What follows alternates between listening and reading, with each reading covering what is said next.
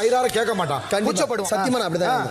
மூணாவது என்னால கேட்கறதுக்கு கூச்சம் அப்பனா சொல்றேன் சத்தியமா. நண்பர்கள் அனைவருக்கும் வணக்கம். பிக் பாஸ்ல சபரிக்கும் வாட்டர் மெலன் ஸ்டார் திவாகருக்கும் ஒரு சண்டை ஏற்பட்டது பாத்தீங்களா? ஃபுட் ரிலேட்டடா ஒரு சண்டை ஏற்பட்டது.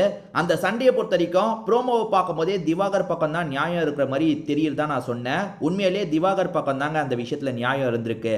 ஆக்சுவலாக இவங்க ஃபுட்டை வந்து ஈக்குவலாக டிஸ்ட்ரிபியூட் பண்ணுறது இல்லை, குழப்பிடுறாங்க. எப்படின்னு பார்த்தீங்கன்னா, முதல்ல ஒரு சின்ன பவுலில் எல்லாருக்குமே வைக்கிறோம். இப்போ 20 பேர் இருக்காங்கன்னு வச்சுக்கோங்களேன், எல்லாருக்குமே சின்ன பவுலில் வச்சிருவாங்களாம்.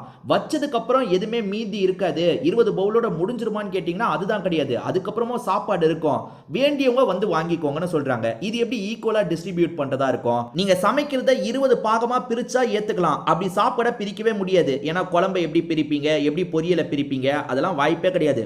பிஸ்கெட் பேக்கெட் 20 பேக்கெட் இருந்தா ஆளுக்கு ஒரு பேக்கெட்னு எடுத்துக்கலாம். இதுல அப்பெல்லாம் பிரிக்க முடியாது. திவாகர் என்ன சொல்றாருன்னா, யார் யார் கேட்குறாங்களோ அவங்களுக்கு வையுங்க, அதுக்கேற்ற மாதிரி நம்ம மேனேஜ் பண்ணலாம், அப்படிதான் நம்ம பண்ண முடியும். நீங்க பவுல்லாம் வைக்காதீங்க. இப்போ நீங்க மூஞ்சில் அடிச்ச மாதிரி பவுல்ல வச்சிடுறீங்க. ஒரு வாட்டி சாப்பிட்றான், அவனுக்கு பசி போல, ஆனா ரெண்டாவது வாட்டி கேட்டா எப்படி ரியாக்ட் பண்ணுவாங்களோ தெரியல அப்படின்றதுக்காக அந்த பசியோடையே இருந்துடுறான். வாய் உள்ள புள்ள பொழைச்சுக்கும், அதாவது எனக்கு சாப்பாடு வேணும்னு கேட்டு வாங்கிரும். ஆனா எல்லாருமே அப்படி இருக்க மாட்டாங்க. சிலர் வந்து பசி தீரலனாலும் பரவாயில்ல, அமைதியா போயிடலாம் நினைச்சிருவாங்க.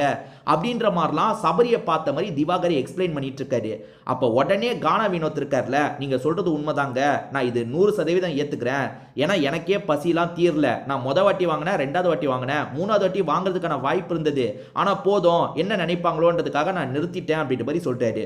ஸோ இவங்க ஃபாலோ பண்ற ஐடியா கண்டிப்பா தப்பு தாங்க.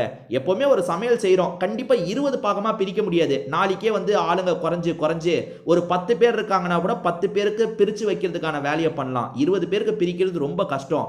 அப்ப என்ன பண்ணோம்னா, சாப்பாடை கேட்கறாங்களா அவங்களுக்கு ஏற்ற மாதிரி ஒருத்தர் கம்மியா சாப்பிடுவாங்க இயல்பாவே, ஒருத்தர் நிறைய சாப்பிடுவாங்க. அப்படிதான் பிரிக்கணுமே தவிர நீங்க ஈக்குவலா தருவேன்னா எல்லாத்தையும் ஈக்குவலா பண்ண முடியுமா?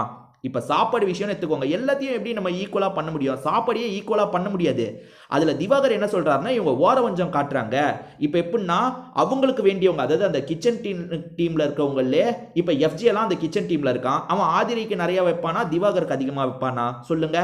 அந்த மாதிரிலாம் ஓரவஞ்சனா காட்டுறாங்கன்னு திவாகர் சொல்றாரு. அது எந்த அளவுக்கு உண்மை நமக்கு தெரியாது. ஆனா அங்க இருக்கவங்களுக்கு அது தெரியும்ல, அங்க இருக்கவங்களுக்கு அது தெரிய வாய்ப்பு இருக்கு.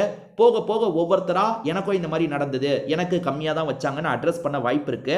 ஸோ இந்த இஷ்யூவை முழுசா பார்த்ததுக்கு அப்புறம் நம்ம என்ன நிலைப்பாடு அப்படின்றத சொல்லுவோம். இப்போ வரைக்கும் இந்த ப்ரோமோவாகட்டும், இப்போ நான் கொஞ்சம் வீடியோவை பார்த்தேன், அது மூலியமா திவாகர் பண்ணது தாங்க சரி. ஏன்னா சபரி எதிர்த்து பேசவே இல்லை. ப்ரோமோல எதிர்த்து பேசினவர் இந்த இடத்துல கொஞ்சம் அமைதியா சரின்ற மாதிரிலாம் கேட்டுக்க ஆரம்பிச்சிட்டாரு.